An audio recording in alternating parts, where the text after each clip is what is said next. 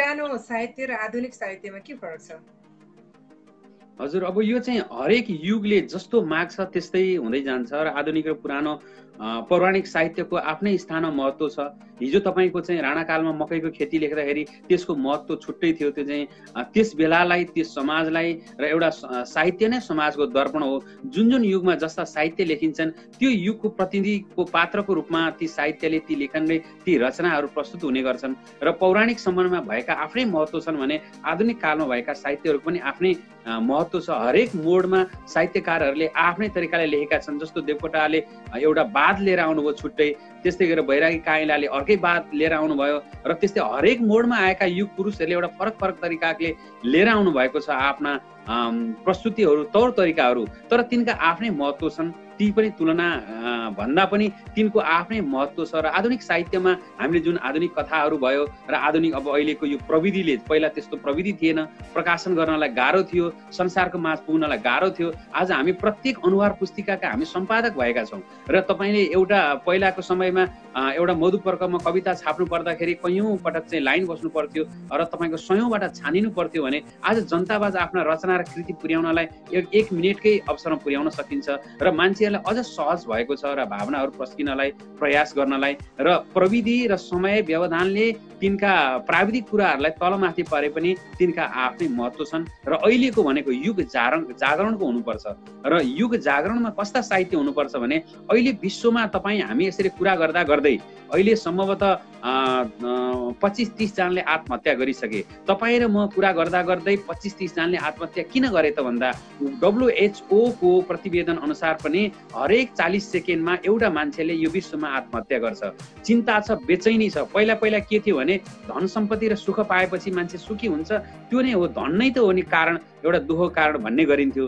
तर अहिले हेर्नुहोस्, धनी बनेका देशहरूमा चाहिँ डिप्रेसन, एन्जाइटी अनि मानिसहरू बीच चाहिँ एक्लोपन र त्यस्तो वैमनस्यता आएको छ। र अहिले हाम्रो साहित्यकारको दायित्व भनेको मात्रै मनका कुरा, आफूलाई लागेको चोट मात्रै लेख्ने होइन, युगले मागेको पनि कुरा लेख्नु पर्यो, समाजले सुन्न चाहेको कुरा लेख्नु पर्यो। र त्यसकारणले अहिले त यति बेला हामीलाई सकारात्मक साहित्य, कसैलाई ब्युझाउने साहित्य, कसैलाई उकास्ने साहित्य र एक अर्काको चाहिँ खुट्टा काट्ने, अर्काको चाहिँ कवितामा, रचनामा अरूलाई व्यङ्ग हानेर मात्रै लेखिने होइन, अरूको मनलाई उठाउने खालको हुनु पर्यो, अरूको भावनालाई चुस्त स्फूर्त पार्ने खालको हुनु पर्यो। र आधुनिक साहित्यको जिम्मेवारी त्यो हो भन्ने लाग्छ मलाई। र अबको साहित्य र मान्छेको जिन्दगीको मुस्कान छर्दै हिँड्ने साहित्य हुनुपर्छ, जुझारो हुनुपर्छ भन्ने लाग्छ भगवतीज्यू।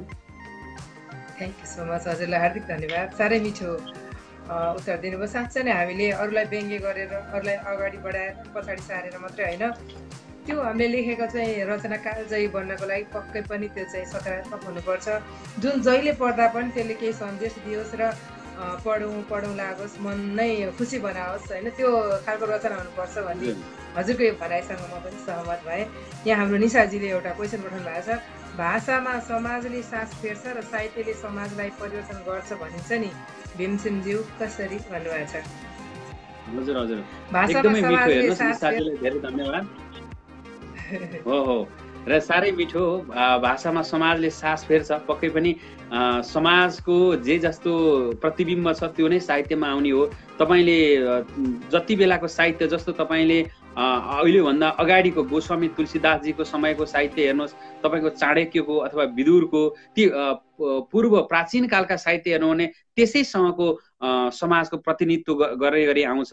र अब समाजले चाहिँ, साहित्यले चाहिँ के गर्नु पर्यो भने समाजलाई सही दिशातर्फ लानको लागि प्रेरणा गर्नु पर्यो। र आजभन्दा अगाडि आएका थुप्रै कृतिहरू, यस्ता युगान्तकारी कृतिहरू आए, ती कृतिहरूले चाहिँ त्यो समाजलाई उलट पुलट पार्ने अथवा नयाँ दिशामा लाने त्यस्ता कृतिहरू पनि आएका छन्। र त्यस्तै गरेर वेस्टर्न पाश्चात्य देशमा हेर्नुहोस्, एउटै पुस्तक जस्तो म्याक्सिम गोरीको आमा भन्ने पुस्तकलाई चाहिँ संसारले पढ्यो र एउटा फरक खालको उत्प्रेरणा जगाउने खालको पुस्तक बन्यो। त्यस्तै गरेर अहिले आइरहेका सकारात्मक सम्बन्धी पुस्तकहरू हेर्नुहोस्, अहिले चाहिँ रोन्नाले लेखेको दो सेक्रेट भन्ने पुस्तक छ, त्यसले पनि मानिसहरूमा एउटा जागरणको काम गरिरहेको छ। र त्यस्तै गरेर हामी संसारलाई बदल्नको लागि, जस्तो अहिले नेपालमा भइरहेको जाति प्रथा छ, र त्यस्तै गरेर महिला भेदभाव भयो, हिंसा भयो, बलात्कारका कुराहरू भयो, यी कुराहरूलाई हामीले प्रतिबिम्बित गरेर र हामीमा भएको एउटा समाजको विकार, जुन कुरालाई कानुनले सच्याउन सक्दैन, जुन कुरालाई शासन पद्धतिले अथवा कुनै पनि अरू देशका अवयवहरूले परिवर्तन ल्याउन सक्दैनन्, ती कुराहरूलाई साहित्यले बदलाव ल्याउन सक्छ र त्यसले झकझक्याउन सक्छ र राम्रा साहित्यहरू जति तपाईँले प्रचार नगरे पनि तिनीहरू मरेर पनि उठ्छन् र तिनीहरूले काँचुली फेर्छन्। त्यसकारणले पक्कै पनि समाजलाई निर्देशित गर्नलाई हामीले एउटा सुखद साहित्यलाई अगाडि सार्नुपर्छ र त्यो पक्कै पनि सहमत छु निशा अर्यालजीको यो प्रश्नमा। साह्रै मिठो यहाँको जवाफ आयो, यसको लागि हार्दिक आभार व्यक्त गरेँ। अब सबै हामी साहित्यको मात्रै कुरा गऱ्यौँ, विशेष गरी हजुरले लेख्नु भएको साहित्यको कुरा गर्न चाहन्छु। अहिलेसम्म हजुरका कतिवटा कृतिहरू प्रकाशित भएका छन्? अहिलेसम्म चाहिँ मेरो 4वटा कृतिहरू प्रकाशन भएको छ र खास गरेर अहिले सबभन्दा पहिलो भत्किएको पर्खाल जुन चाहिँ एउटा पूर्णाङ्की नाटक थियो र त्यो चाहिँ एउटा टेलिसिरियल पनि बन्यो, त्यो एउटा सिनेमा लघु सिनेमा पनि बन्यो र त्यसमा चाहिँ भत्किएको पर्खालमा मानिसहरूले नै पर्खालहरू लाउँछन् र जातीयको पर्खाल, धर्मको पर्खाल र मानिसलाई मानिस बन्न दिँदैनन्। तर हामीले एउटा मानिस स्वतन्त्र भएर बाँच्नुपर्छ। मान्छे जब स्वतन्त्र रहन्छ, जब आफू बनेर बाँच्न चाहन्छ, जब यी वाद प्रतिवाद भन्दा फरक तरिकाले बाँच्न सक्छ, तब मात्र मान्छे स्वतन्त्र हुन्छ भन्ने एउटा मैले त्यो लेख्ने प्रयास गरेको थिएँ, भत्किएको पर्खाल। त्यस्तै गरेर अर्को चाहिँ प्रश्नमा ईश्वर भन्ने एउटा कविता सङ्ग्रह हो त्यो, र त्यो पनि त्यसमा त्यस्तै खालका एउटा बिम्ब राखिएको साहित्यिक कविताहरू रहेका छन् र त्यस्तै गरेर त्यो कविताले चाहिँ मैले एकदमै मैले त्यसलाई हजुर म प्रयास गर्नेछु। र त्यस्तै गरेर अर्को चाहिँ सुख सूत्र भन्ने जुन अहिले पछिल्लो चरणमा धेरैले मन पराइदिनु भएको छ। हजुर अवश्य त्यो चाहिँ हरेक देशमा हाम्रो वितरकहरूले पुर्याउँदै हुनुहुन्छ धमाधम। र अहिलेलाई चाहिँ म यो प्रश्नमा ईश्वर भन्ने यो कृति यसको चाहिँ म एउटा सानो कविता वाचन गर्छु। अब यहाँ यो लाइभमा लामो त सम्भव नहोला। शीर्षक छ मान्छेको जात मान्छे। यसको चाहिँ शीर्षक छ मान्छेको जात मान्छे। छुदिन तिम्रो पानी, छुदिन तिम्रो पानी, पस्दिन तिम्रो घरमा, बन्दिन तिम्रो भान्से, मात्र मलाई बन्न पाए हुन्छ एउटा विशाल नेपालको मान्छे। मान्छेको जात मान्छे सिवाय केही होइन, मान्छेको जात मान्छे सिवाय केही होइन, यदि केही हो भने ऊ देवता हो। अप्पदीपो भव तद त्वम असि, त्यही बस्छ देवता। तत्त्वम असि भनेर मैले भने यो चाहिँ सारा वैदिकको वेदको सार नै तत्त्वम असि हो र त्यस्तै गरेर तपाईँको त्रिपिटकको सार पनि अप्पदीपो भव हो र ऊ देवता हो। अप्पदीपो भव तद त्वम असि, त्यही बस्छ देवता। मान्छेकै उच्च अभिलाषामा, मान्छेकै उच्च अभिलाषामा, स्वच्छतामा, निर्विकार मुटुहरूमा देवता बिग्रिएर मान्छे बन्दैन, बन्दैन। देवता बिग्रिएर मान्छे बन्दैन, तर मान्छे सप्रिएर देवता बन्छ। मान्छे सप्रिएर देवता बन्छ। सप्रिने मान्छेहरू नै त देवता हुन्, सप्रिने मान्छेहरू नै त देवता हुन्। तिमी चार भित्ताकै चुलोमै सीमित बस, तिम्रो पानी तिमी नै थुनेर राख। मलाई बाहिरकै साझा आकाश भए पुग्छ, विभेद नगर्ने खुला हावा भए पुग्छ। तिम्रो लोटाको सीमित पानी भन्दा अनन्तमा फैलिएको घाँटी नछान्ने विशाल सागर भए पुग्छ। पशु जस्तै एउटै जातको दाम्लोमा बाँधिनु छैन मलाई, छैन पशु जस्तै एउटै जातको दाम्लोमा बाँधिनु छैन मलाई। म केवल मान्छे, चातुर वर्णम मया सृष्टम गुणकर्म विभाग छ। म मान्छे बनेरै बाँच्न चाहन्छु, म मान्छे बनेरै बाँच्न चाहन्छु। मान्छेको जात मान्छे नै हो भन्न चाहन्छु, मान्छेको जात मान्छे नै हो मान्छे नै भन्न चाहन्छु। साह्रै शान्त एकदम गहिरो भाव बोकेको कविता। मान्छेको जातमा मान्छे हुन चाहन्छु, मान्छे बिग्रियो भने देवता बन्दैन, तर सप्रियो भने चाहिँ देवता बन्छ भनेर साह्रै राम्रो एकदमै सुन्दर भाव बोकेको यहाँको कविताहरू मैले अगाडि पनि पढेको थिएँ, अहिले पनि सुन्न पाएँ। अनि यो सुखद सूत्रमा चाहिँ हाम्रो के छ? सुखद सूत्रभित्र हामीले हाम्रो पाठकहरूले किन पढ्ने? हजुर पक्कै पनि म हजुरलाई हजुर हामी जहाँ गए पनि हजुर हामीलाई चाहिँ के छ भने मान्छे चाहिँ संसारमा अनि संसारमा जे गरे पनि आनन्दको खोजीमा हुन्छ, चाहे विदेश गएर काम गरोस् अथवा कुनै व्यवसाय गरोस् अथवा कुनै पदमा पुग्छु भनेर लागोस्, संस्थाको पदमा लागोस्, उसको के हुन्छ भने त्यहाँ गएपछि आनन्द प्राप्त गर्छु भन्ने हुन्छ।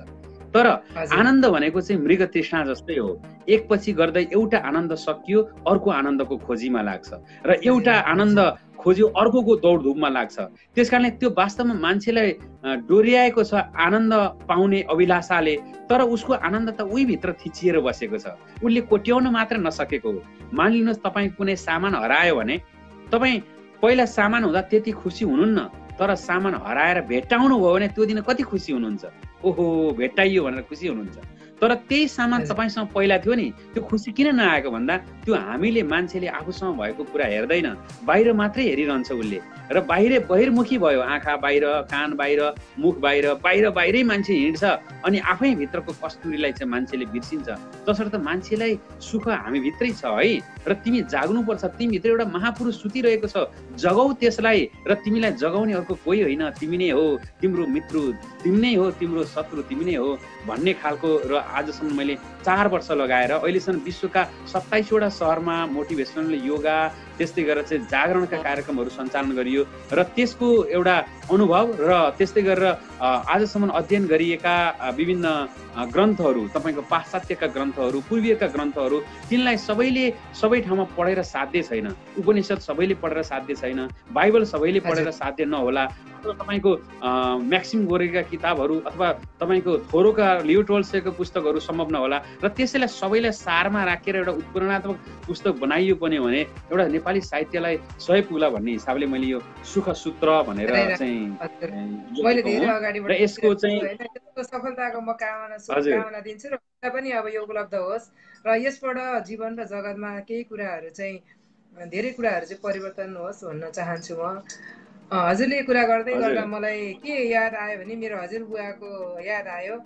मान्छेभित्र म आफै भित्र रहेछ, तर मैले मेरो हजुरबुवा चाहिँ एकदमै धर्म गर्ने, 14 वर्षसम्म चाहिँ दण्डे स्वामी भएर बस्नु भएको अरे, घरबार त्यागेर होइन, हरे राम हरे कृष्ण भनेर हिँड्नु भएको अरे होइन। लास्टमा के भन्नु थियो, हामी त सानो थियो त्यतिखेर त बुझ्दिनँ नानी, संसार घुमेर पनि मनभित्र आफैभित्र रहेछ सुख, तर मैले यत्रो वर्ष बाहिर खोजेर बिताएँ भनेर कुरा गरेँ। किन यो वर्षसँग झिकेको भने त्यो बेलाको हाम्रो हजुरबुवाहरूले पनि बाहिर खोजेर त्यत्रो वर्ष नपाउँदाखेरि पनि हजुरले चाहिँ यो यही उमेरमा यो साधनाले, यो चाहिँ एउटा अध्ययनले चाहिँ हजुरले यो कुरा चाहिँ यो विश्वका 27वटा देशहरू पुगेर कतिवटा सहरहरूमा पुगेर पनि आफ्ना कुराहरू बाँडिसक्नुभयो भन्दा यो साधना भन्ने चिज, शिक्षा भन्ने चिज चाहिँ एकदमै ठुलो कुरा रहेछ भन्न चाहे।